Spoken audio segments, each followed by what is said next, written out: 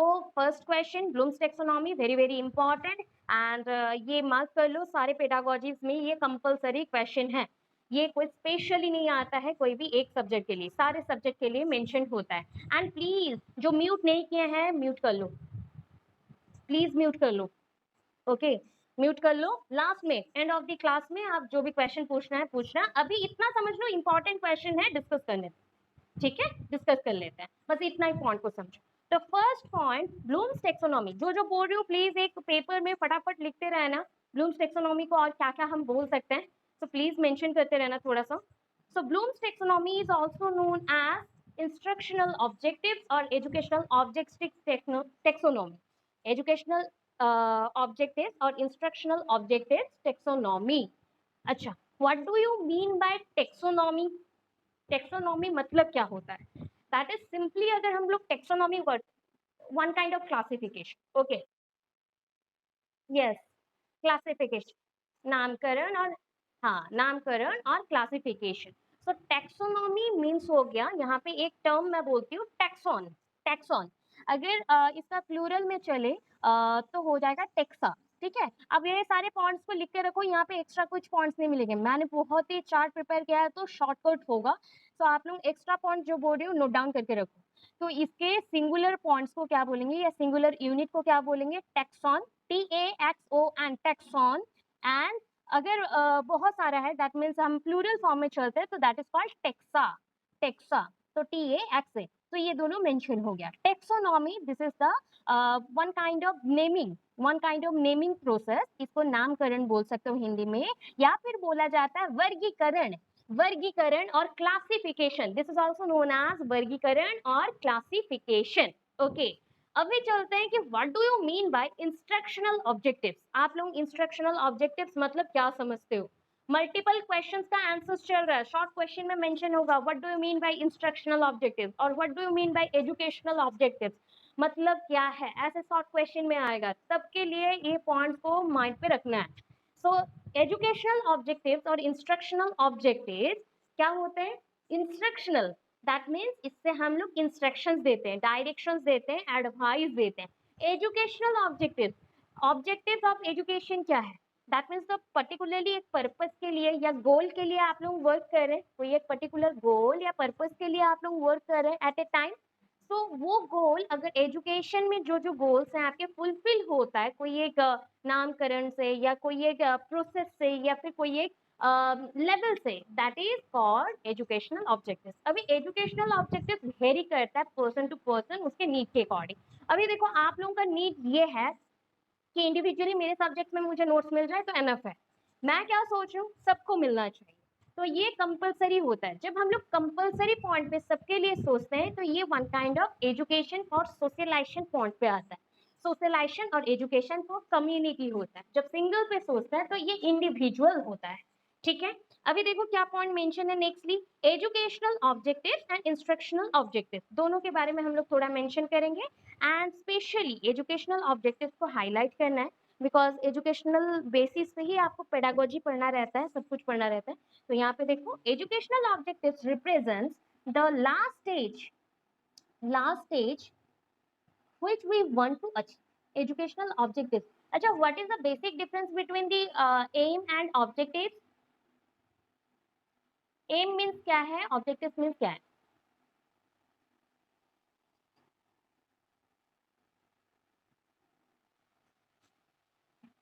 narrower sense, that is bigger and narrower और broader और narrower, ठीक है। अभी ठीक बोल, एक पॉइंट ठीक हो गया, that is aims are bigger and objectives are the smaller or the narrower। अभी मैं अगर आपको एक ब्लॉक्स देती हूँ, ठीक है, कुछ यूनिट्स देती हूँ, जैसे कि मेरे घर पे या मेरे रूम पे ऐसे ब्लॉक्स मेंटेन किया गया है, ठीक है, ऐसे मार्क्ड हैं, टाइल्स होते हैं, मार्क्स तो होंगे, तो this is the 1, this is 2, this is 3, this is 4, one by one अगर एक एक स्टेप डाल के हम लोग एक एक चीज को क्लियर कर रहे हैं तो दैट इज कॉल्ड ऑब्जेक्टिव्स। अगर कंप्लीट होने के बाद एक पर्टिकुलर एम तक पहुंच रहे, दैट मीन्स मेरे गोल कंप्लीट हो रहा है, दैट इज कॉल्ड एम्स। तो इसलिए एम्स के विदिन क्या आता है, सारे ऑब्जेक्टिव्स आ जाते हैं, एम्स के विदिन सारे ऑब्जेक्टिव्स मेंशन हो जाते हैं, so that 1 + 2 + 3 + 4 equals to the bigger term. तो यहाँ पे सारे ऑब्जेक्टिव्स को जब हम फुलफिल कर लेंगे तो हमारा एम भी फुलफिल हो जाएगा। तो एजुकेशनल ऑब्जेक्टिव्स, जो एजुकेशन मतलब शिक्षण विधि के जो भी लक्ष्य होते हैं या उद्देश्य होते हैं, उसका लास्ट स्टेज होता है आपका गोल अचीवमेंट और जो भी आप चाहते हो उसका फुलफिलमेंट या फिर पूर्ति। ठीक है, normally they are so detailed that they may be achieved or may not be achieved। इतना डिटेल्ड होता है कभी कभी सारे पॉइंट, जैसे कि आपको एग्जाम में बहुत अच्छा मार्क्स रखना है तो आप क्या करते हो, कुछ पॉइंट्स को जो डिफिकल्ट लग रहा है उसको आप इजीली करते हो या फिर स्किप करते हो। ये पॉइंट्स को ही आप समझ सकते हो इस लाइन के अकॉर्डिंग। मतलब कुछ जगह पे आपके ऑब्जेक्टिव्स में भी अचीव हो सकते हैं, आपके द्वारा वो पूर्ति हो सकता है, अदरवाइज आप उसको स्किप आउट कर सकते हो, अचीव नहीं भी हो सकता है। तो इस पॉइंट को आपने ऐसे समझा। नेक्स्ट देखो, educational aim is a position. Educational aim जो होता है ना, मतलब एजुकेशन शिक्षा के जो भी उद्देश्य होते हैं, शिक्षा के जो भी उद्देश्य हैं, ये एक पोजीशन वाइज है। दैट मीन्स समझ लो यहाँ पे 3 लोग हैं, 1 2 3, 3 persons are there। In between these two person, that is a 1 and 3, 2 is situated। मतलब बीच में कौन है, 2 यहाँ पे रहता है, 1 और 3 के अंदर और बीच में 2 मेंशन है। तो एजुकेशनल एम भी एक पोजीशन होता है जहाँ के आप सोच लो ये एजुकेशनल एम है। ठीक है, उसके लिए दोनों चीज चाहिए, एक में क्या है एजुकेशनल ऑब्जेक्टिव, दो में क्या है इंस्ट्रक्शनल ऑब्जेक्टिव। तो दोनों ऑब्जेक्टिव हमें चाहिए। इंस्ट्रक्शनल ऑब्जेक्टिव में जो टीचर इंस्ट्रक्ट करते हैं आपको करने के लिए, या फिर आप जैसे स्टूडेंट है, मैं यहाँ पे डिफरेंट टाइप ऑफ मेथड, कभी मैं आपको समझाने के लिए लेक्चरिंग मेथड का यूज करती हूँ, कभी मैं आपको कुछ दिखाने के लिए डायग्रामेटिक या फिर कुछ एक्स्ट्रा मेथड्स यूज करती हूँ। तो ड्रामाटाइजेशन, प्ले मेथड, हम लोग जो भी यूज करते हैं, क्वेश्चन आंसर मेथड जो भी यूज करते हैं, तो उसको हम इंस्ट्रक्शंस में रखेंगे। ठीक है, इंस्ट्रक्शंस में रखेंगे। बट जो एजुकेशनल ऑब्जेक्टिव्स हैं, जैसे कि knowledge, understanding, application, synthesis, skill, affective domain, psychomotor domain, मतलब एक चीज को पढ़ने से, पढ़ाई करने से आपका क्या क्या डेवलपमेंट होता है, स्टडी करने से, लर्निंग करने से आपका क्या क्या डेवलपमेंट होता है, उस पॉइंट को हम यहाँ पे मेंशन करें। ठीक है, तो educational aim is situated in between the 1 and 2, 1 and 3। तो 1 में क्या है आपका एजुकेशनल ऑब्जेक्टिव्स है, 3 में क्या है इंस्ट्रक्शनल ऑब्जेक्टिव्स है। ये दोनों के अंदर एजुकेशनल का एम झूलता है। ठीक है, झूल रहा है, यहाँ पे हैंगिंग है। ठीक है, क्लियर है इतना, यस और no? Okay, they are very special.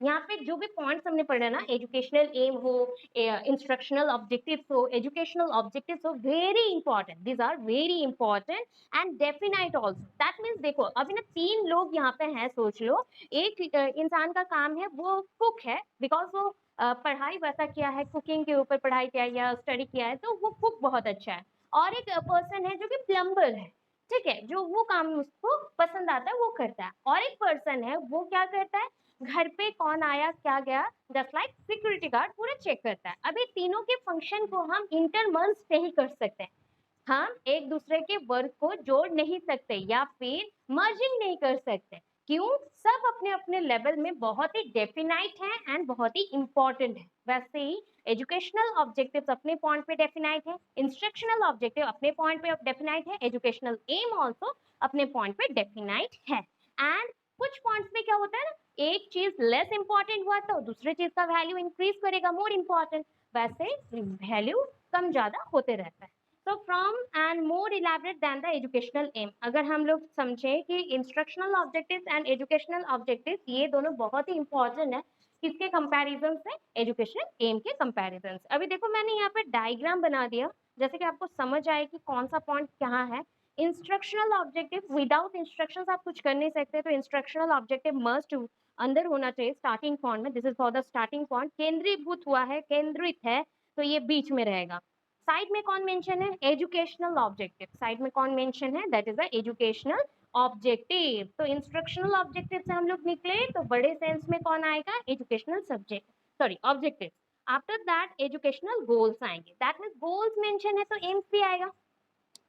अगर दोनों को साइमल्टेनियस वे में करते हैं, एक सर्कल के हिसाब से देखते हैं, तो एजुकेशनल गोल लास्ट में बॉर्डर लाइन में आ रहा है, क्योंकि ये बीच में भी रहता है एंड कभी कभी दोनों के कंप्लीशन के साथ साथ एजुकेशनल गोल कंप्लीट होता है। तो आपको स्ट्रक्चर जब बनाना है, ऐसा एक सर्कल बना लेना है, सर्कल में 3 पॉइंट्स को मेंशन कर देना है, इंस्ट्रक्शनल ऑब्जेक्टिव बीच में, दूसरे में आपको एजुकेशनल ऑब्जेक्टिव एंड तीसरे में एजुकेशनल गोल। अभी बताओ, पहले ही हमने पढ़ा कि educational aim is situated in between the 1 and 3, that means the instructional objectives and educational objectives. तो यहाँ पे क्यों तीसरे में आया और लास्ट में आया? बिकॉज यहाँ पे इंपॉर्टेंस के अकॉर्डिंग हमने एलैबोरेट किया है, इंपॉर्टेंस के अकॉर्डिंग सबसे लेस इंपॉर्टेंट में जो है हमने उसको साइड में और बाहर की तरफ रखा, जो बहुत इंपॉर्टेंट है उसको सबसे विदिन में रखा, इनसाइड में, एंड उसके ऊपर ही रखा एजुकेशनल ऑब्जेक्टिव्स को। तो ये 3 पॉइंट्स हैं, जो कि ये लेस इंपॉर्टेंट है, ये दोनों मोर इंपॉर्टेंट है। बस इतना हो गया। ये आपका इंट्रोडक्शन है एजुकेशनल ऑब्जेक्टिव्स और इंस्ट्रक्शनल ऑब्जेक्टिव्स अगर आता है उसके अकॉर्डिंग ये आपका इंट्रोडक्शन हो गया। ठीक है, अभी देखो taxonomical instructional objectives. Taxonomical instructional objectives क्या होता है? अभी बोले taxonomy means A system of classification. Normally जैसे कि बायोलॉजी के स्टूडेंट्स हैं वो टेक्सोनॉमी वर्ड बहुत यूज करते हैं, अदर स्टूडेंट्स भी बहुत यूज करते हैं, बट बोल सकते हैं कि स्पेशली सोशल साइंस और फिजिकल साइंस के बच्चे ही यूज करते हैं। जैसे कि केमिकल्स के नेमिंग करना है तो उसके लिए यूज कर सकते हैं टेक्सोनॉमी। सोशल साइंस में वैसे ही पॉपुलेशन हो गया या डिफरेंट स्पीसीज के ऊपर भी काम होता है, एरिया के हिसाब से भी काम होता है, तो उस बेसिस पे ये सब मेंशन होता है। ठीक है, अभी देखो दूसरे सब्जेक्ट में जैसे कि इंग्लिश में हो गया, तो उसमें ऑब्जेक्टिव्स को लेके, जैसे कि हम बोलते हैं इस वर्ड को, पता है ऑब्जेक्टिव्स को बार बार अगर ऑब्जेक्टिव्स नहीं बोल सके तो उसको बोला जाता है स्पेसिफिकेशन। स्पेसिफिकेशन ऑब्जेक्टिव्स को अदर सेंस पे आप बोल सकते हो स्पेसिफिकेशन, बिकॉज ये कोई कोई पॉइंट पे स्पेसिफाइड होता है, so that it is known as specification. जैसे कि ये पॉइंट इसके लिए स्पेसिफिकेशन है, ये पॉइंट इसके लिए स्पेसिफिकेशन है, ये पॉइंट इसके लिए स्पेसिफिकेशन है, ये पॉइंट को हम यहाँ नहीं ला सकते, ये पॉइंट को यहाँ नहीं ला सकते, तो ये इंटरचेंज नहीं हो सकता है, ऐसे इंस्ट्रक्शनल ऑब्जेक्टिव्स होते हैं। अभी क्या बाय वर्ड्स क्या मेंशन है वो देखते हैं। टेक्सोनॉमी मींस ये system of classification, in this sense ये टेक्सोनॉमी लाइक ब्लूम्स टेक्सोनॉमी। तो बहुत इजीली मेंशन किया गया। टेक्सोनॉमी मींस क्या है? Taxonomy means A system of classification, ये एक सिस्टम ऑफ क्लासिफिकेशन है। एंड क्लासिफिकेशन मींस हो गया हिंदी में वर्गीकरण। टेक्सोनॉमी को आप यूज करते हो वर्गीकरण के लिए, नामकरण जो बोला गया, वर्गीकरण के बाद ही नामकरण होता है। एंड उसी सेंस के अकॉर्डिंग अगर हम बहुत बड़ा कोई चीज ढूंढ रहे, दैट इज एक एग्जाम्पल ढूंढ रहे हमारे पेडागोजी प्रोसेस में, तो that is a blooms taxonomy. अभी ब्लूम्स एक पर्सन का नाम है, एक एजुकेशनिस्ट और एजुकेशनल साइंटिस्ट का नाम है, उन्होंने इसके ऊपर वर्क किया था। ठीक है, तो उनका पूरा नाम देख लो क्या है, डॉक्टर बेंजामिन एस ब्लूम। ठीक है, डॉक्टर बेंजामिन एस ब्लूम। ठीक है, एक्चुअली और एक उनका बीच का मिडिल नेम मैंने हटा दिया है, बहुत बड़ा नाम है उनका, डॉक्टर बेंजामिन जेस्ली एस ब्लूम है। सो ये पूरा नाम याद नहीं रहता है तो आपको बी एस ब्लूम आप लिख सकते हो, doctor B S Bloom. S Bloom नहीं लिख सकते, बी एस ब्लूम आप लोग लिख सकते हो। Bloom that is BLOOM Bloom. ठीक है, ये कौन सी यूनिवर्सिटी में प्रोफेसर थे पता है? Chicago, that is a Chicago. ठीक है, so Dr. Benjamin Jessley S. Bloom of University of Chicago was the editor. That means उन्होंने एक बुक लिखा था, Taxonomy of Educational Objectives. Taxonomy of Educational Objectives, इसके ऊपर उन्होंने एक बुक लिखा था। उस बुक को उन्होंने पब्लिश किया, कौन से ईयर में, कौन से ईयर में हुआ था पब्लिश? 1956 हो गया। अभी देखो 1956 में तो ये चीज हो गया, इनका कंसेप्ट पूरा हम पढ़ेंगे। अभी कुछ कुछ आइडिया आ रहा होगा कि क्या है। अभी एजुकेशन में जब हम रहते हैं ना, तो बच्चों का डेवलपमेंट इतना क्विक नहीं है। आप लोग क्या एक ही दिन पे सब बड़े हो गए हो? इम्पॉसिबल है ना, एक दिन पे हम कोई भी बड़े नहीं हो सकते। तो ये चीज क्या होता है, धीरे धीरे लर्निंग करना, लर्निंग के साथ कोई चीज को अपने वर्क पे या फीलिंग पे ले आना, कोई चीज को काम पे लगाना। तो हम 3 चीज यहाँ पे करेंगे, एक है जानना, ज्ञान लेना, एक चीज को यूज करना, दैट मीन्स उसको फील करना, उसके बाद उसके एक्शन और एक्टिविटीज में उसको देखना। तो ये 3 चीज को हम देखते हैं ब्लूम्स टैक्सोनॉमी के विदिन। तो उस पॉइंट्स को पहले क्या क्या हेडिंग्स आएंगे वो मैंने शॉर्टकट दे दिया है, पूरा कंप्लीटली ये शॉर्टकट है। पूरा छोटे छोटे करके यहाँ पे मेंशन है एंड उसी को एक एक करके एक्सप्लेनेशन अभी यहाँ पे मिल जाएगा, ठीक है। इफेक्टिव डोमेन एंड आपका जो साइकोमोटर डोमेन है, 3 डोमेन्स होते हैं, ठीक है। आपको अगर पता नहीं है मैं बताती हूँ again, there are 3 domain, 3 domains होते हैं, उसके टर्म्स भी मैं बताऊंगी कि क्या क्या है, क्या मतलब कैसा होता है। सो यहाँ पे ना 3 डोमेन होते हैं। पहला डोमेन का नाम है, अभी बोलो कि डोमेन मीन्स क्या हो, what do you mean bye domain?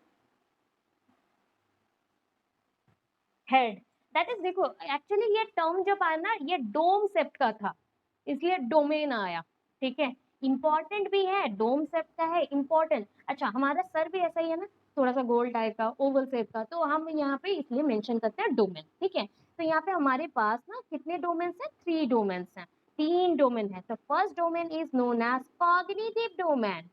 क्या है पहला domain? That is the cognitive domain. Third one is affective domain, affective not effective, affective domain.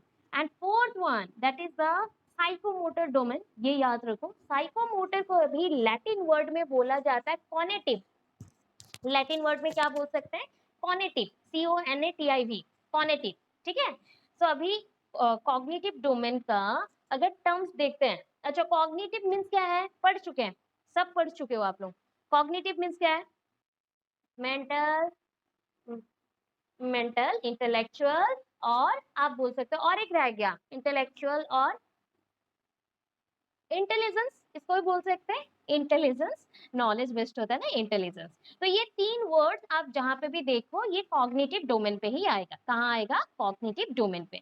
जहां पे आपने देखा कि यहाँ पे हम ज्ञान के ऊपर चल रहे हैं, संज्ञानात्मक, और हम संज्ञान जो भी ले रहे हैं, संज्ञान मतलब आप कॉन्शियसनेस पे रह के सारे ज्ञान को दे रहे हो, तो वो होता है कॉग्निटिव डोमेन। सेकंड वन क्या मेंशन हुआ? Affective domain. That is a affective means that is a feeling, affection हम लोग बोलते हैं। पेरेंट्स के साथ हमारा लव अफेयर नहीं होता, लव अफेक्शन रिलेशनशिप होता है, ठीक है। तो इसको हम करेक्ट वर्ड में अफेक्शन बोलते हैं। And affection means feeling, feeling. अच्छा, फीलिंग कहाँ से करते हो? दिमाग से करते हो, दिल से करते हो? हार्ट, दैट इज, दिल से हम लोग सोचते हैं। जो भी आप सोचोगे दिल से सोचोगे, दैट इज, यहाँ पे कौन सा ऑर्गन इंपॉर्टेंट हो गया? दिल या हार्ट? अभी दिल बोल देते हैं तो सबको हंसी आ रहा होगा कि मैम ने क्या बोल दिया। वही है, हिंदी में अगर लिखोगे तो दिल से भी मेंशन होता है, कोई कोई जगह पे हृदय, इतना ज्यादा वर्ड यूज नहीं होता है, तो हृदय को हम लोग दिल बोल दो। इतना ज्यादा डिफिकल्ट हृदपिंड या हृदय नहीं लिखना है, दिल से ठीक है, ओके। अभी अगर हम लोग कॉग्निटिव में थे, तो यहाँ पे कॉग्निटिव नॉलेज कहाँ पे स्टोर होता है? In which area knowledge are stored? Knowledges are stored mind और brain, और उसको ऑर्गन वाइज बोलो, ऑर्गन वाइज। अगर हम एक पार्ट देखते हैं बॉडी का, कौन सा पार्ट है? Head, head. तो यहाँ पे पहला हो गया knowing, that is the cognitive head. जहाँ पे नोइंग मीन्स हम लोग टू नो, कोई चीज को जानना है तो आप इसको यूज करते हो टू नो, या फिर नॉलेज लेना, okay. This is the first stage where the students acquire knowledge. ये फर्स्ट स्टेज होता है कॉग्निटिव, जहाँ पे बच्चे नॉलेज लेते हैं। उसके बाद दूसरा आया इफेक्टिव। इफेक्टिव में एक्चुअली क्या होता है? फील करते हैं बच्चे, जो भी चीज सीख रहे हैं, क्यों सीख रहे हैं, क्यों ज्ञान ले रहे हो, कि उसी चीज के थ्रू, उसके यूज से आप लोग फील कर सको, कोई चीज को फील कर सको, इसलिए आप लोग ज्ञान ले रहे हो। तो पहला स्टेप हो गया कॉग्निटिव, दूसरा स्टेप हो गया आपका इफेक्टिव। अच्छा, इफेक्टिव के बाद अभी लास्ट स्टेज, और that is the third stage हम जो भी मेंशन करें, थर्ड डोमेन इज आपका कॉग्निटिव और साइकोमोटर। अच्छा, first of all divide the word into the two fraction, 2 fraction में डिवाइड कर दो। First one is the psycho, another one is the motor. What do you mean by psycho? वे बोलो पागल हो गए इसलिए साइको बोल रहे, नहीं साइको नहीं, साइको मतलब रिलेटेबल ऑर्गन क्या होता है, उसके लिए भी हेड ही है। आपका बॉडी जो भी काम कर रहा है, अभी देखो मैं आपको पढ़ा रही हूँ, अभी मेरा ब्रेन, कब हम फंबल करते हैं जानते हैं? कब हम रुक जाते हैं या रुक रुक के बात करते हैं? कब आप लोग रुक रुक के बात करते हो, या फिर आपको कुछ नहीं आ रहा मैंने पूछ लिया? That means you are in the unconscious or the subconscious point, right? You are in the unconscious or the subconscious point, okay. So when we are feel nervous, subconscious, not मैंने बोला अनकॉन्शियस भी हो सकता है या subconscious भी हो सकता है। क्या होता है, suppose I am asking something about your exam, and आपका एग्जाम अच्छा नहीं गया है, ठीक है, मैंने आपको आपके एग्जाम के बारे में पूछा एंड आपका एग्जाम अच्छा नहीं गया, क्या करते हो? हाँ, चलेगा, ऐसे हम लोग बात करते हैं। When our exam is very good, very fine, then we are feel like just wow, आज का एग्जाम कैसा गया है। तो ये जो हैप्पीनेस है, सैडनेस है, या फिर हम लोग जब धीरे धीरे बात करते हैं, ये सारा कंट्रोल आपका ब्रेन करता है। Totally it was controlled by your brain. मतलब जो भी एक्टिविटीज प्रीवियसली आप लोग कर चुके हैं वो भी आपका ब्रेन ही करता था। अभी इवन मैं बात करती हूँ, कभी कभी बात करते करते मैं फंबल करती हूँ। क्यों? मेरा ब्रेन में बहुत सारी इंफॉर्मेशन एट ए टाइम चल रहा है, तब क्या होता है, वो ओवरलैप होता है। एंड ये साइकिक एक्टिविटीज है, इसको हम बोलते हैं साइकिक एक्टिविटीज। अभी ये इतना डिफिकल्ट वर्ड्स मैं क्यों यूज कर रही हूँ, बिकॉज जब मैंने सीटेट एग्जाम दिया था, तो सीटेट में इंग्लिश पेपर जब आता है ना, तो बहुत ही वर्ड्स के ऊपर बहुत ही ध्यान दिया जाता है। उसमें एंटोनिम्स एंड सिनोनिम्स को पूछ लिया जाता है, तो उस रिलेटेड हम लोग वर्ड जब यूज हो, साइको, साइकिक, तो उसमें यूज होता है। ठीक है, अभी कॉग्निटिव और साइकोमोटर, अभी हो गया क्या, साइको मींस हो गया ये, this is related to brain, ये आपका हेड के साथ, बॉडी पार्ट्स कनेक्टेड है आपके ब्रेन के साथ। तो ये तीनों चीज ना 3 स्टेप्स है, 3 स्टेप्स है। फर्स्ट ऑफ ऑल, एक छोटे बच्चे को देख लेना, उसको देखने से आप समझ जाओगे। देखना वो पहले क्या करता है, कॉग्निटिव आइडियाज लेता है। जब भी वो कभी भी बेड पे है एंड ही और she tries to down their leg, वो पैर रखना चाहते हैं नीचे, तो वो ट्राई करते धीरे धीरे आए, धीरे धीरे आएंगे। पैर को कैसे धीरे धीरे हम लोग निकाल रहे हैं, निकाल के अर्थ पे रख रहे हैं, सो दैट हमें चोट ना लगे। तो ये देखो, पहले उसने नॉलेज लिया कॉग्निटिव का, तो कॉग्निटिव एबिलिटी उसका ग्रोथ किया। उसके बाद वो फील कर रहा है कि मैं गिरूंगा तो मुझे चोट लगेगा, that is a feeling, okay. Then उसको उसने यूज किया अपने बॉडी पार्ट्स के साथ, दैट मीन्स द साइकोमोटर, इसलिए वो बेड से निकल सका। तो ये तीनों पॉइंट को कोई भी एग्जाम्पल के साथ जोड़ के आप बहुत अच्छे से माइंड पे फिक्स कर सकते हो गया। सो नोइंग और हेड कॉग्निटिव डोमेन हो गया। यहाँ पे बच्चे क्या कर सकते हैं, बहुत सारी इंफॉर्मेशन एक ही जगह पे है, दैट इज देखो, what will the student do, जो भी स्टूडेंट कर सकते हैं वो सारे पॉइंट्स यहाँ पे मेंशन होंगे। What does he do to it, मतलब आप क्या करना चाहते हो आपके नॉलेज को लेके, या फील क्या करते हो। And last point, how does he do to it, कैसे आप एक काम को करोगे। मतलब पहले हमने नॉलेज लिया कि क्या करना है, फिर उसको कैसे करें तो हमें अच्छा लगेगा, या फिर उसके साथ क्या करें। तो ये जो 3 पॉइंट्स है उसको हमने कॉग्निटिव, अफेक्टिव, कॉग्निटिव और साइकोमोटर में मेंशन कर दिया। अभी इसके स्टेप्स में मैंने शॉर्टकट मेंशन कर दिया, बिकॉज रिमेंबर करने के लिए सबको बहुत टेंशन लगता है कि इतने ज्यादा पॉइंट्स को कैसे रिमेंबर करें। तो उसके लिए पहला देखना है कि सबसे इंपॉर्टेंट पॉइंट है ये, सबसे इंपॉर्टेंट, कॉग्निटिव के लिए ही टाइम लगेगा। ये पूरा आपके बुक में अगर देखोगे तो 3 पेज, 3 और 3.5 पेज का आंसर होगा, बट यहाँ पे मैंने 1 पेज में मेंशन किया है, एंड उतना एनफ है। जब आप अपनी कॉपी में लिखोगे ना, वो 3 पेज हो जाएगा अगेन। मैंने जैसे छोटे छोटे हैंड राइटिंग में लिखा है, वैसे अगर अभी लिखते हैं तो ओके, बट एग्जाम में जब लिखो अच्छे से क्लियरली लिखना, तो 3 4 पेज 5 पेज में कंप्लीट होगा। ठीक है, फर्स्ट थिंग नॉलेज है, याद रखने के लिए बोल रही हूँ, के सी ए, दैट इज ए 2 टाइम्स है, तो इसको ए स्क्वायर कर लो, एंड एस ई, के सी स्क्वायर एस ई, याद करो, रिपीट करो अपने माइंड पे, दैट इज के सी ए स्क्वायर एस ई, के सी ए स्क्वायर एस ई। तो आप लोग हिंदी बच्चे, आप लोग हेडिंग सारे इंग्लिश में दोगे, अंदर में सारे पॉइंट्स आप लोग हिंदी में लिखो, क्योंकि मैक्सिमम टाइम सारे यूट्यूब में भी देख लेना, जो भी हिंदी पढ़ा रहे हैं डायरेक्टली ओनली प्योर हिंदी में पढ़ा रहे हैं, तो वहां पे मेंशन वो बट इंग्लिश में करते हैं, अंदर में कंसेप्ट होता है हिंदी में। तो हेडिंग्स आपको इंग्लिश में लिख दो, जो पॉइंट्स आपको हिंदी में नहीं आ रहा है। सो नॉलेज, नॉलेज के बाद कंप्रीहेंसिव, और अभी के टाइम पे कंप्रीहेंशन भी बोल सकते हो, एप्लीकेशन, एनालिसिस, सिंथेसिस, इवैल्यूएशन। अभी ये 4 पॉइंट्स को आप बहुत अच्छे से याद रखोगे, बिकॉज ये 4 पॉइंट आपको लेसन प्लान में भी यूज करने वाले हैं। लेसन प्लान, पेडागोजिकल एनालिसिस, ये सारी चीजों में यूज होता है, even in the micro teaching. So micro teaching में भी आपको यूज करना है। सो knowledge, comprehensive, application, analysis, synthesis, evaluation. Okay, सो नॉलेज में क्या करोगे बताओ।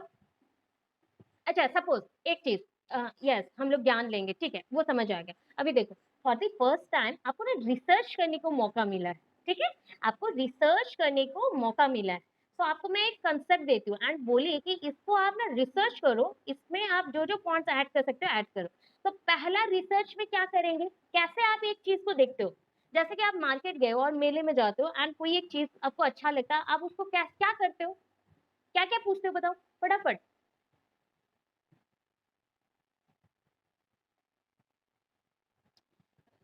यस, अगर सपोज एक नया चीज देखे एंड उसका नाम नहीं पता, क्या करोगे? क्या पूछते हो? पहले नाम पूछेंगे, उसके बाद इसका यूज पूछेंगे, इसका वैलिडिटी पूछेंगे, कितना प्राइस है पूछेंगे, कब तक चलेगा पूछेंगे, यही है ना। ये सारे नॉलेज है, ये सारे कोई भी कंसेप्ट के ऊपर नॉलेज होता है। ये देखो अभी पॉइंट्स में एक एक करके समझाने वाली हूँ। ये देखो नॉलेज में ये पॉइंट्स आते हैं, ये नॉलेज के पॉइंट्स हैं। ये जो 3 पॉइंट्स आपको दिख रहे हैं ना, knowledge specific, knowledge of ways and means of dealing with the specifics and knowledge of universal abstraction। अभी इसको अगर इजी थोड़ा कर लेते हैं तो आपको बहुत इजी होगा। स्पेसिफिक, अभी हमने ऑब्जेक्टिव ऑब्जेक्टिव इतना बार पढ़ा था ना, दैट इज कॉल्ड स्पेसिफिक। हो गया, कोई भी स्पेसिफाइड चीजों पे बात करना। अभी देखो पहले मुझे तो कोई एक चीज पे मैं जैसे बोल रही हूँ उस एग्जाम्पल को माइंड पे रखना। क्या आप कोई मेले पे गए हो एंड आपको एक चीज अच्छा लगा बट आपको नाम नहीं पता, तो first of all knowledge of terminology. Terminology में क्या होता है? Study about the terms. पढ़ाई किसके ऊपर करते हैं? नाम के ऊपर, टर्म्स, कौन सी चीज को क्या बुलाना है। तो नॉलेज अबाउट टर्म्स, पहले उसका ज्ञान लो कि उसका नाम क्या है। फिर देखो उसके दूसरे पॉइंट में क्या है? Knowledge of specific fact. Fact means यहाँ पे फैक्चुअल नॉलेज बोल सकते हैं या इंफॉर्मेशन, कि उस चीज के साथ कौन सा फैक्ट जुड़ा हुआ है या कौन सा इंफॉर्मेशन है। ठीक है, क्लियर है ये पॉइंट? हो गया। ओके, नेक्स्ट देखो knowledge of ways and meaning of deals with the specific. अभी देखो ये तो स्पेसिफिक चीजें हमने जान लिया, उसका टर्म्स जान लिया, उसका फैक्ट जान लिया। अभी ये भी पूछना पड़ेगा ना इसको हम कैसे यूज कर सकते हैं। अभी मैंने बोला था सो नॉलेज ऑफ वेज, कौन से वे से, कितने वे से हम कितने प्रकार से उसको व्यवहार कर सकते हैं, हिंदी हो गया, कितने वे से उसको हम यूज कर सकते हैं, उसके साथ डील कर सकते हैं। तो यहाँ पे मेंशन है कितने वे से कर सकते हैं, that is a convention. Convention जो कन्वेंशनल आइडियाज देता है, जो पहले से चला आ रहा है उसी आइडियाज के बेसिस पे भी यूज कर सकते हैं। दूसरा चीज यहाँ पे आप क्या कर सकते हो, और यहाँ पे मेंशन है दैट इज वेट, मैंने यहाँ पे कट कर दिया, ट्रेंड्स एंड आप बोल सकते हो दैट इज अ कंसंट्रेशन बोल सकते हो, या फिर अरेंजमेंट बोल सकते हो, इजी होगा। यहाँ पे वर्ड्स थोड़ा मैंने डिफिकल्ट साइंस के वर्ड लिखे थे, आप ट्रेंड्स लिख सकते हो ओनली। तो ट्रेंड्स क्या होता है, what do you mean bye trends और ट्रेंडिंग? ट्रेंड्स और ट्रेंडिंग, जो चीज बार बार चल रहा है, रिपीटेड मोशन पे चल रहा है। अच्छा, that is one kind of हम बोल सकते हैं लिगेसी, बार बार रिपीट होना, कोई एक चीज बार बार रिपीट होना। अच्छा, बोले ना ये गाना ट्रेंडिंग पे है, मतलब बहुत चल रहा है, वायरल है। तो ये पॉइंट वही है कि हम कोई भी चीज को यूज करते हैं तो पहले ये कैसा था, कहाँ से आया है, उसके बाद इसको कैसे यूज करना है, कौन से पॉइंट पे और कितने बार यूज कर सकते हो, देन उसके क्राइटेरिया क्या क्या कैरेक्टर्स हैं उसको यूज करने के लिए, या फिर उसका क्या क्या कैरेक्टर है। देन नेक्स्ट मेथोडोलॉजी, कौन से मेथड्स में आप उसको यूज कर सकते हो, या फिर लास्टली दो चीज है क्लासिफिकेशन कैटेगरी, आप कौन से पॉइंट पे उसको रख सकते हैं। जैसे कि आपके घर पे बहुत सारे सामान है तो आप कुछ यूज कर रहे हो कि हाँ ये सामान सारे फ्रिज में रहेंगे, ये सामान सारे यूटेंसिल का रैक में रहेगा, ये सामान बुक में रहेगा, ये सामान कप बोर्ड में रहेगा, ऐसा हमने मेंशन किया। तो अभी देखना पड़ेगा जो सामान हमने लाया है वो मैथड्स, जो मैथड्स में हमने यूज किया उसके यूज के बाद वो कहाँ पे रहेगा, वो कपबोर्ड में रहेगा, या फिर वो आपके रैक में रहेगा, या फिर आपके यूटेंसिल के साथ रहेगा। That is called classification. मैंने एग्जांपल को लेके समझा रही हूँ क्लासिफिकेशन। देन लास्टली कैटेगरीज, उसको कौन से कैटेगरी में हमने रखा, पहले तो उसको वर्गीकरण कर दो फिर उसको रख दो, हो गया। Then last point knowledge of universal and abstraction. अभी ये यूनिवर्सल जब आता है दैट मीन्स पूरे यूनिवर्स में उसका उस चीज के ऊपर नॉलेज क्या है। सपोज मैंने एक ऑब्जेक्ट लिया एंड उसका यूज हर एक जगह पे क्या होता है, तो उस कॉमन फैक्ट को या प्रिंसिपल को हम यहाँ पे मेंशन करते हैं, that is the knowledge of principle and generalisation. What do you mean by generalisation? जानते हो आप लोग, बहुत बार बोली हूँ। Suppose for the first time, you can see the object around any type of plants or any type of home task or any type of activity waste। तो आप उसके बारे में क्या करते हो, मतलब आपने देखा एक चीज करते हुए कि वो एक पेड़ के चारों तरफ प्रेजेंट है, या घर पे वो है, या फिर बाहर है। तो इसके ऊपर जो पूरे आइडियाज होते हैं उसको हम कौन से आइडियाज बोलते हैं, कंप्लीट आइडियाज को? कंप्लीट आइडियाज को जनरल आइडियाज। अच्छा, अभी जनरल आइडिया से थोड़े से अंदर में जाओ एंड छोटे छोटे पॉइंट्स में समझो। अभी क्या बोलोगे डिटेल में जब समझ रहे हो तो? डिटेल में समझ रहे हो तो जनरल का ऑपोजिट क्या है? डिटेल्ड आइडिया नहीं, थोड़ा सा अंदर जाओ, जनरल के ऑपोजिट में क्या आता है? Yes, specific, right. That is the specific ideas और एब्स्ट्रैक्शन आइडियाज, ओके। तो उस पॉइंट पे यहाँ पे देखो, पहले मेंशन हो गया principle and generalisation, then second में मेंशन हुआ knowledge of stories and structure, उसका स्टोरीज एंड स्ट्रक्चर। बुक में देखोगे ना और पॉइंट्स मिलेंगे और एक्स्ट्रा, तो बुक प्लीज ओपन मत करना। एंड बुक हाँ चेक कर सकते हो, करेक्शन जिसको याद रहेगा वो कर सकते हो, ऐसा नहीं है। बाकी जो प्रिपेयर नहीं कर पा रहे उनके लिए बोल रही हूँ, इतना एनफ है, आप लोग लिख लिख के रट रट के प्रिपेयर करो, क्योंकि बहुत इंपॉर्टेंट क्वेश्चन है, ठीक है। अच्छा, अभी नॉलेज तो खत्म हो गया, मतलब नॉलेज ये पॉइंट खत्म हो गया। नेक्स्ट क्या आ रहा है? सी, कंप्रीहेंशन। कंप्रीहेंशन, तो यहाँ पे कॉम्प्रीहेंशन आते हैं। कॉम्प्रीहेंशन क्या होता है ना, कोई चीज को समझाना डिटेल्ड वे में, कॉम्प्रीहेंसिव वे। और हम बोलते हैं CCE, that is a continuous comprehension और कॉम्प्रीहेंसिव इवैल्यूएशन, मतलब डिटेल्ड वे में हम बोलते हैं ना, मतलब एक एक पॉइंट को, एक एक धागा को आपको चूज करना है, पूरा करेक्टली नीट एंड क्लीन के साथ सारे आइडियाज को लगाना है। तो यहाँ पे ये जो पॉइंट है ना, एवरी टाइम जो स्टेप कंप्लीट हो गया उसी के ऊपर ये डिपेंड करेगा नेक्स्ट स्टेप। अच्छा, तो प्रीवियस स्टेप कौन सा था? कौन सा स्टेप था प्रीवियस? कॉग्निटिव डेवलपमेंट का फर्स्ट स्टेप क्या था? नॉलेज। तो ये भी नॉलेज के ऊपर डिपेंड करता है, कंप्रीहेंशन और कंप्रीहेंसिव पॉइंट डिपेंड्स ऑन और based on knowledge and understanding. तो ये ज्ञान के ऊपर और आप क्या समझ रहे हो उस ज्ञान से, उसके ऊपर निर्भर करता है। तो इसके अगेन 3 पॉइंट्स हैं, दैट इज कॉल्ड टाइप। ठीक है, क्या बोलेंगे? टाइप। हम लोग टाइप क्यों यूज कर रहे हैं? शॉर्टकट है type. T for translation, I for interpretation and E for exploration. E for exploration, ठीक है। ये 3 पॉइंट्स मेंशन है। अच्छा, और एक्सप्लोरेशन बोल सकते हो, अदरवाइज एक्स्ट्रापोलेशन भी बोल सकते हो, एक्स्ट्रापोलेशन भी बोल सकते हो। अच्छा, एक्सप्लोरेशन एंड एक्स्ट्रापोलेशन में थोड़ा सा बेसिक डिफरेंस है। आप कोई चीज को बहुत अच्छे से यूज कर रहे हो एंड उसके अपर लिमिट तक यूज कर रहे हो, एक्सटेंशन करके यूज कर रहे हो, तो उसको हम बोलते हैं एक्स्ट्रापोलेशन। देखो, अभी वर्ड्स को डिवाइड कर दो, जो हिंदी बच्चे हैं समझ जाओगे। एक्स्ट्रा मीन्स क्या है? ज्यादा। एंड पोलेशन, पोल कहाँ पे यूज करते हैं? North pole, south pole. तो उसके अकॉर्डिंग अगर एक पोल से हम बहुत ऊपर चले गए तो दैट इज कॉल्ड एक्स्ट्रापोलेशन। तो उसके यूज जितना भी है, मैक्सिमम यूज करना कोई चीज को, या मैक्सिमम नॉलेज को यूज करना, तो दैट इज कॉल्ड एक्स्ट्रापोलेशन। अच्छा, what do you mean by the translation? ये सबको आना चाहिए। क्या करेंगे? ट्रांसलेशन क्यों यूज होता है normal day to day life में? यस, अनुवाद करने के लिए, राइट। सर ने क्या बोला? समझने के लिए। और क्या है सर, बोलिए।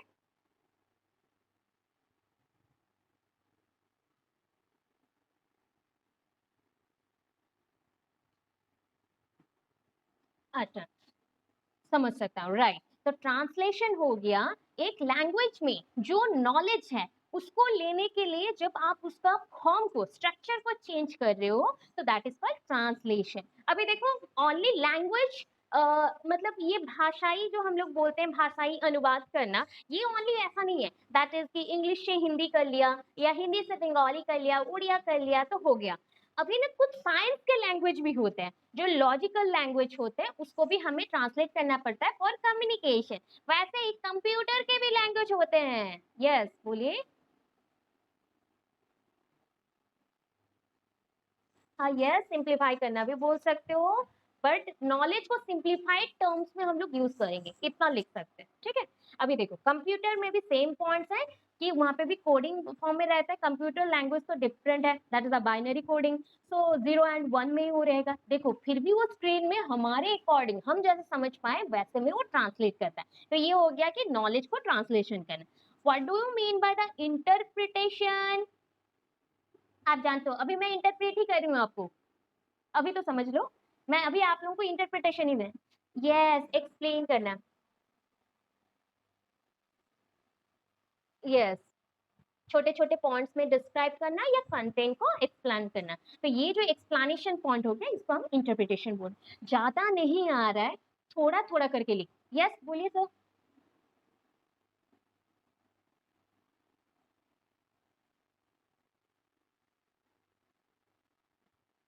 Yes, yes, obvious, you can say that also.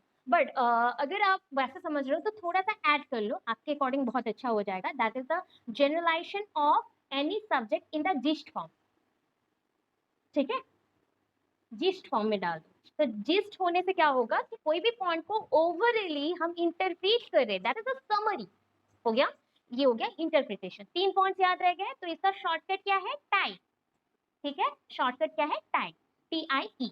चलो नेक्स्ट पॉइंट में चलते हैं। अभी ये दोनों के ऊपर तीसरा बंदा डिपेंड करता है। तीसरा बंदा कौन है? That is application.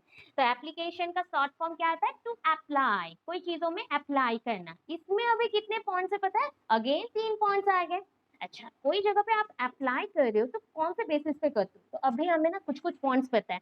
पहले तो हम कोई भी कंसेप्ट को समझना चाहते हैं तो उसके जनरल आइडियाज हमें पता रहना चाहिए, उसके facts, rules, regulation, principles, theories ये पता रहना चाहिए, तब ना हम अप्लाई करेंगे। तो first thing, generalisation of the facts, laws, principles and theory. हो गया। पहले हम बेसिकली जो भी जनरल आइडियाज है उसको ग्रुप करके रखेंगे। हो गया। अभी क्या चेक करना है कि individual difference, that is individual difference हम क्यों देखते हैं कि डायग्नाइज करने के लिए कौन सा बच्चा वीक है, कौन सा बच्चा स्ट्रांग है, तब हम इंफॉर्मेशन को उसको स्प्रेड करेंगे। So diagnosis of the pupil's weakness. And third point, application of contains, terms, laws, etc. So application means uses. अभी यूज करना है कंटेंट को, टर्म्स को, जो भी टर्म, जैसे कि आपको पता है सिनॉप्सिस, आपको पता है सिंटैक्स, सिमेंटिक या फिर साइकिक, साइकोलॉजी, ये सब पता है। तो इसको आप डिफरेंट स्टेटमेंट में यूज करते हो, डिफरेंट एरियाज में, वही हो गया। तो that is application of content, terms and loss. हो गया। अभी फोर्थ पॉइंट पे चलते हैं जो कि डिपेंड करता है आपका एबहॉब 3, दैट इज ऊपर के जितने भी 3 है, उपरोक्त जो 3 स्तर हैं उसके ऊपर ये निर्भर करता है। तो that is the first point knowledge था, सेकंड पॉइंट में कंप्रीहेंशन, थर्ड पॉइंट में आपका एप्लीकेशन। तो अभी आ गए एनालिसिस पे। तो इसका बेसिक स्टार्टिंग जब होगा ना तो एनालिसिस वर्ड कंपलसरी है सबके लिए। So analysis of this, analysis of that, analysis of whole, ऐसे हम लोग मेंशन करते हैं। अभी देखो तीनों में हमने एनालिसिस लिख दिया। ठीक है, एनालिसिस अभी छोटे से स्टार्ट करोगे बड़े तक, छोटे से स्टार्ट करेंगे बड़े तक, that mean specific to general जाना है। देखो एलिमेंट्स को समझ रहे हैं, तो एलिमेंट्स क्या होता है बताओ, what do you mean bye elements? एक कंसेप्ट मैंने पढ़ाया, इसके छोटे छोटे उपादान, छोटे छोटे पॉइंट्स जो होते हैं वो होते हैं एलिमेंट्स। तो छोटे पॉइंट्स में हम समझ रहे हो, तो that is a specific points. ठीक है, okay, what is form of an matter. Okay, nextly देखो analysis of relations for connections. अभी हमें क्या चाहिए? एलिमेंट्स को हम जोड़ के कौन से रिलेशंस को क्रिएट कर सकते हैं, कौन से क्रिएट कर सकते हैं रिलेशंस को। मतलब देखो एक एलिमेंट को दूसरे एलिमेंट से जोड़ दिए तो उसके अंदर तो एक रिलेशन क्रिएट हो जाएगा। तो उस रिलेशन को एनालाइज करो एंड उसका कनेक्शन को समझो, इंट्रैक्शन को समझो। Last point, analysis of organised principle. Organised principle, analysis of organised principle. ठीक है, अभी जो भी ऑर्गेनाइज्ड प्रिंसिपल मींस सजा हुआ है, मतलब अरेंजमेंट हो गया है, पूरे कंप्लीट प्रिंसिपल का अरेंजमेंट। एलिमेंट्स पता है, फैक्ट्स पता है, इंफॉर्मेशन पता है, अभी उसके यूजेस को या फिर उसका जो बारंबारता है, दैट मींस उसके जो हम बोल सकते हैं क्यूमुलेटिव रेफरेंस है, उस पॉइंट को यूज करके हम प्रिंसिपल्स में डाल सकते हैं, तो बार बार यूज करने के। Lastly that is a synthesis point. Synthesis means, what do you mean by synthesis? Create करना, okay. Integration of create, that is synthesis in the form of integration, तो ये mixing हो जाता है। यहाँ पे synthesis means production, यहाँ पे synthesis means production. After acquiring several knowledge, several amount of knowledge, when we integrate all of them, we provide or we produce something new. हम जब सारे नॉलेज को मिक्स कर लेते हैं देन हम प्रोवाइड करते हैं एक न्यू नॉलेज को या न्यू थिंग्स को, दैट इज कॉल्ड सिंथेसिस। अभी सिंथेसिस के अकॉर्डिंग पहले हमने कौन सा यूज किया? प्रोडक्शन वाला वर्ड बोल रही हूँ। तो प्रोडक्शन ऑफ यूनिक कम्युनिकेशन, अगर मुझे सारे नॉलेज हैं, दैट मीन्स लोगों से कैसे बिहेव करना है, सोसाइटी में कैसे रहना है, क्या कौन सा स्पीच से बात करना है, कौन से वे से मैं आपके साथ टॉक कर सकती हूँ, दैट उस वे में मैं यूनिक कम्युनिकेशन को प्रोड्यूस की बिकॉज मुझे नॉलेज है।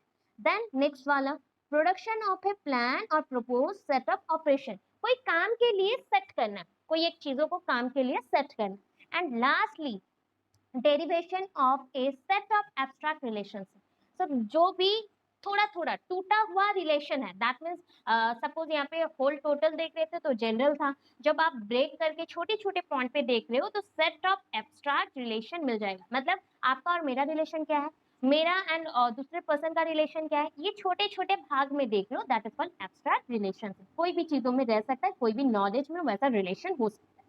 हो गया। अभी देखो nextly that is the last stage of cognitive development, evaluation. Evaluation means क्या है, बताओ, जानते हो ऑलरेडी। इवैल्यूएशन में हम क्या करते हैं, यस, जजमेंट, अच्छा, कैलकुलेट करना, इवैल्यूएट करना। ओके, आपको एविडेंसेस पहले चाहिए। मुझे अगर जज करना हो तो मुझे क्या नीड है, एविडेंसेस और प्रूफ और लॉजिकल थिंग्स। कोई लॉजिक चाहिए, प्रूफ चाहिए, तब जाके ना मुझे आप जजमेंट दोगे। तो जजमेंट भी टू टाइप्स के होते हैं, एंड इवैल्यूएशन को हिंदी में बोला जाता है मूल्यांकन।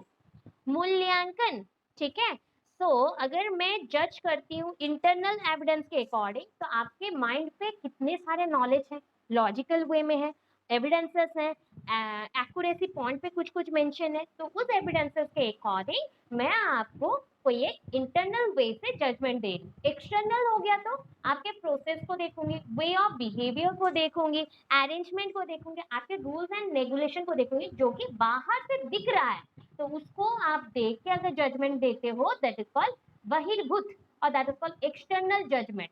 एक्सटर्नल जजमेंट, ठीक है। क्लियर है इतना, कॉग्निटिव डोमेन सबसे बड़ा रहता है, क्लियर है, हो गया क्लियर, यस, ओके। चलो नेक्स्ट अभी चलता है, अभी छोटा छोटा है, ठीक है, फटाफट हो जाएगा। दैट इज नेक्स्ट आते हैं हम इफेक्टिव डोमेन में। इतना इसका डिविजन्स नहीं है कि इतना ज्यादा डिविजन्स हो गया तो हमें समझ नहीं आ रहा, कॉग्निटिव का ही डिविजन्स था इतना ज्यादा। सो इफेक्टिव डोमेन क्या मेंशन करता है, that is it concerns with, ये किसके साथ कंसर्न्ड है, विथ इंटरेस्ट। ये किसके साथ, मैंने बोला था इफेक्टिव मीन्स टू फील, आप फील करना चाहते हो तो इंटरेस्ट आएगा, इमोशंस आएंगे, एप्रिसिएशन आएगा, then attitude, mental tendencies and value of the people. लोगों के वैल्यू के अकॉर्डिंग आपका फीलिंग्स चेंज होते हैं। लोग कुछ होते हैं जो कि बार बार रिपीटेशन करके आपको बोर करते हैं, लोग कुछ होते हैं जो आपको ऑलवेज हैप्पीली रखते हैं, लोग कुछ होते हैं जो आपको ऑलवेज ट्रीट करते हैं जस्ट लाइक योर बेबी। तो ऐसे जब बिहेवियर्स होते हैं तो उस बिहेवियर के अकॉर्डिंग आपके फीलिंग्स भी चेंज होता रहता है। ये मे बी आपके पेरेंट्स हो सकते हैं, आपके पार्टनर्स हो सकते हैं, या कोई भी मेंबर। तो ये सबसे इंपॉर्टेंट है। एंड इंटरेस्ट, इमोशन, फियरलेसनेस, कोई चीज से आप डरते नहीं हो, आप बहुत ही डेस्परेट हो, this are also feelings, one kind of, ये सारे फीलिंग्स ही हैं, ठीक है। अभी इसमें कितने स्टेप्स हैं वो देखिए, टोटल कितने स्टेप्स हैं, 5, टोटल स्टेप्स हैं 5। तो 5 में first, second, third, fourth, fifth ऐसे करके मेंशन कर दो। अभी पॉइंट्स देखो, ये जो ब्लैक में मेंशन है वो सारे हेडिंग्स हैं। तो first that is the receiving, ये लोअर साइड से चलता है। अगर मैं यहाँ पे एक ट्राइंगल बनाऊं तो ट्राइंगल का जो बॉटम लेयर होगा that is the receiving point. अगर उसके ऊपर चलो रेस्पॉन्डिंग, उसके ऊपर वैल्यूइंग, उसके ऊपर चलो organisation, and the last one means above one, that is the fifth point आपका जो भी मेंशन है, that is the characterisation mention होगा, कैरेक्टराइजेशन। ओके, सो यहाँ पे रिसीविंग, अच्छा, सारे वर्ड्स आपको पता है, जो वर्ड्स आपको पता है उतने को सिर्फ अरेंज करके लिख दो, खत्म हो जाएगा। That is receiving means that affect directly with the sensitivity और इंटरेस्ट। मतलब आप जब रिसीव करते हो किसी से कोई पॉइंट को, वो अगर आपको हैप्पीली कुछ देता है तो आप हैप्पी होते हो। अगर वो आपके सेंसिटिव पॉइंट्स को टच करता है, दैट मीन्स वो आपको टीज करता है या फिर आपको हैरेस करता है, तो आप रोना स्टार्ट करोगे या फिर हैरेस्ड होकर आप कुछ एक डिमोटिवेटेड हो जाओगे। तो ये उसी पॉइंट को समझा रहा है, एक्सप्लेन कर रहा है। देन नेक्स्ट आता है रेस्पॉन्डिंग। रेस्पॉन्डिंग मीन्स आपने जो इन्फॉर्मेशन उससे लिया उसके ऑपोजिट में आपने रेस्पॉन्ड किया। It is one kind of communication process. जब हम एक दूसरे से बात करें, I am asking something to you and you are giving me fantastic answer और द रेस्पॉन्स। ओके, आप मुझे बहुत अच्छा एक रेस्पॉन्स देते हो या फिर आंसर देते हो, that is called the responding. Valuing, आप कौन सी चीजों को कैसे वैल्यू देंगे। ऑलरेडी एएनयू एंड वाईवीयू स्टूडेंट्स, कल हम लोग वैल्यू पढ़ चुके हैं। तो वैल्यू के ऊपर बहुत सारे वैल्यूज होते हैं, जस्ट लाइक स्पिरिचुअल, और हम बोल सकते हैं मैटेरियल, और सोशल, फैमिली, बहुत सारे फिजिकल वैल्यूज, ये सारे वैल्यूज हैं। तो वैल्यूज हमारे अकॉर्डिंग हमें अरेंज करना पड़ता है कि कौन से वैल्यूज को हम कहाँ पे रखेंगे, मतलब कौन से लेवल पे रखें। Last characterisation, that is one kind of ability based, learner के एबिलिटी के अनुसार हिसाब से वो कोई भी चीज को इम्बाइब करता है। अच्छा, what do you mean bye imbibition? ये बॉटनी और जूलॉजी स्टूडेंट्स बहुत अच्छे से बोल सकते हो, कोई हो तो बताओ इम्बिबिशन, अगर अदरवाइज मैं बताऊंगी। एनीवन, किसी को पता है बोल सकते हैं? ओके छोड़ो, मैं बताती हूँ। अच्छा, सपोज थिंक कर लीजिए एक रूम में हम लोग हैं एंड एक कॉर्नर में मैंने क्या किया, एक ओडोनिल या फिर समथिंग, मैंने एक सेंटेड कुछ परफ्यूम को स्प्रे कर दिया, तो क्या होगा नेक्स्ट रिएक्शन, क्या होगा नेक्स्ट रिएक्शन, क्या होगा? स्प्रेड करेगा, स्प्रेड करेगा, राइट? तो ये जो स्प्रेडिंग चीज है, मतलब देखो अभी मैंने ये गैसियस फॉर्म में बोला, गैस के हिसाब से मैंने बोला, इसलिए ये हवा में स्प्रेड हो। अगर सपोज अभी और एक एग्जांपल पे आते हैं, सपोज आपके पास कॉटन पैड है, एक छोटा सा कॉटन रोल है या पैड है, आपने क्या किया, एक ग्लास पानी लिया एंड उसमें रख दिया, ठीक है? कुछ टाइम बाद क्या रिएक्शन होगा, पानी ग्लास में उतना ही रहेगा या कॉटन के साइज इंक्रीज होंगे? कॉटन सोक करेगा पानी को, दैट मीन्स कॉटन इंक्रीज होगा साइज में, वॉल्यूम में वो इंक्रीज करेगा, दैट मीन्स ये कॉटन पैड इतना साइज का था, आफ्टर वो accumulating water, after accumulating water उसका साइज इतना बड़ा हो जाएगा, तो दैट इज कॉल्ड इम्बिबिशन। सो आप जब एक कैरेक्टर, आपके पास एक कैरेक्टर है, ठीक है, आप दूसरे कैरेक्टर्स को ग्रहण कर रहे हो, दैट इज हम सीख रहे हैं या फिर उसको ले रहे हो, लर्न कर रहे हो, तो दैट इज कॉल्ड इम्बिबिशन। आप एक अवस्था में हो दूसरे अवस्था में जा रहे हो, या फिर आप एक डांस स्टाइल जानते हो दूसरे डांस स्टाइल को पिक कर रहे हो, आप एक लर्निंग जानते हो दूसरे लर्निंग सब्जेक्ट को पिक कर रहे हो, then it is called individual. इसके थ्रू आपके एबिलिटी चेंजेस होते हैं, ठीक है?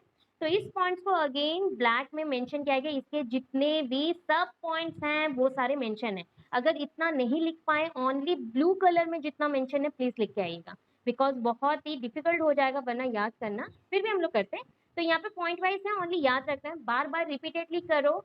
एक काम करना, अभी कंप्लीट हो जाएगा कुछ टाइम के विद इन, तो आज इसको 2 टाइम्स पढ़ लेंगे, कल फिर एक टाइम पढ़ेंगे मॉर्निंग उठ के, फिर परसों पढ़ेंगे, ऐसे करके जब तक एग्जाम नहीं होता है एवरी डे आप 1 टाइम करके ओनली रीड करोगे, ठीक है? देखो ये 15 दिन के अंदर ना ऑलमोस्ट 70-80% आपके माइंड में फिक्स हो जाएगा, ठीक है? जैसे कि आप लोग स्कूल में प्रेयर करते थे, तो क्या होता था, जब हमें नहीं आता था तो हम मुंह बंद करके सिर्फ म्यूजिक में सर हिलाते थे।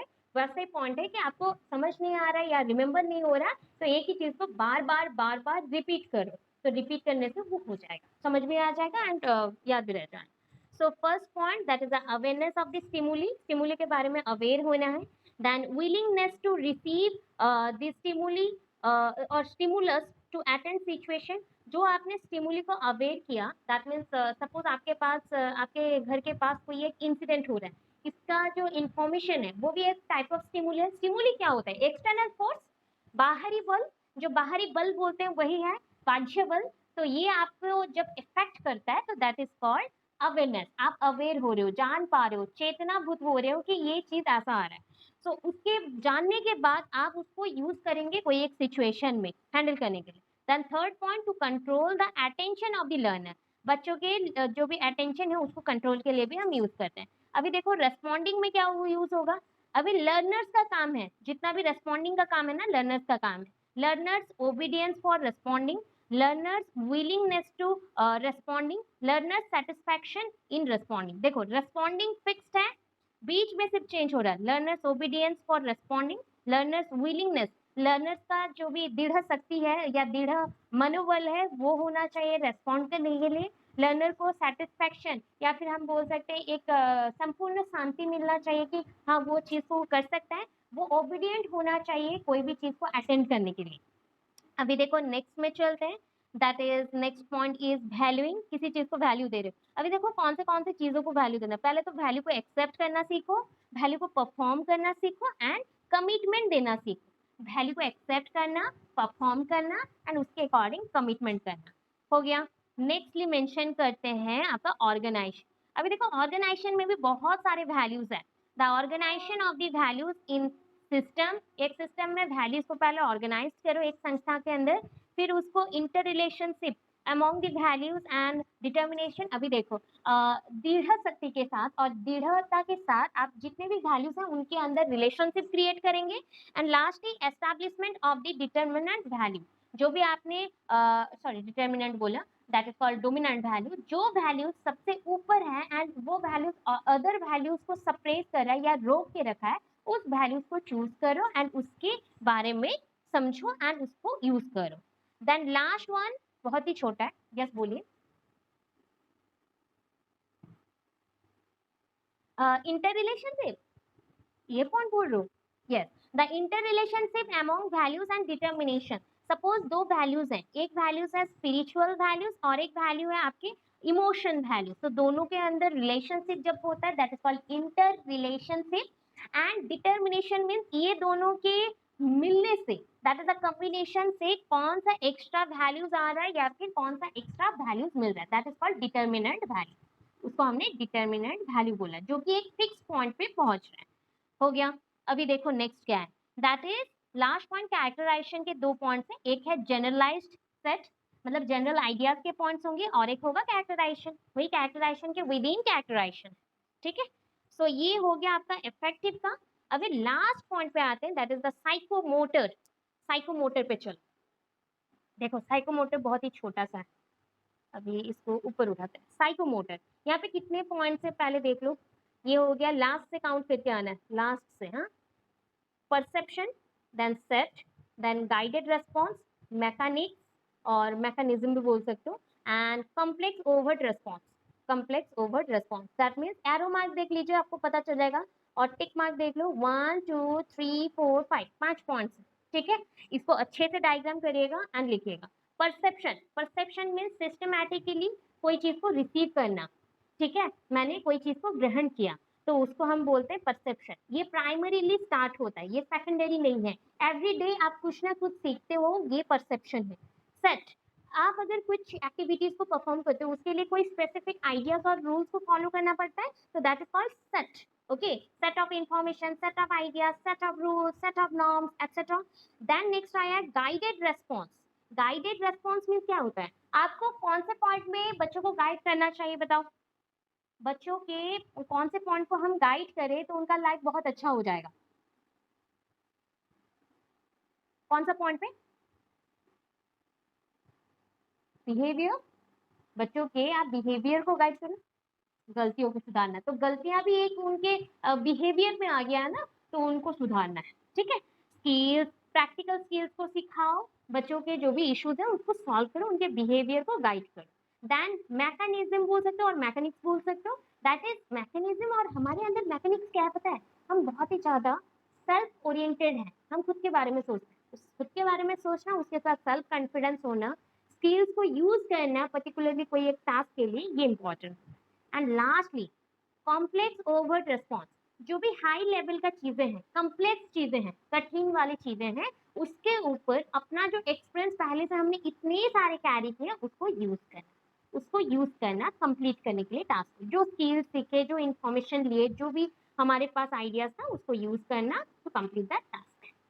समझ आया?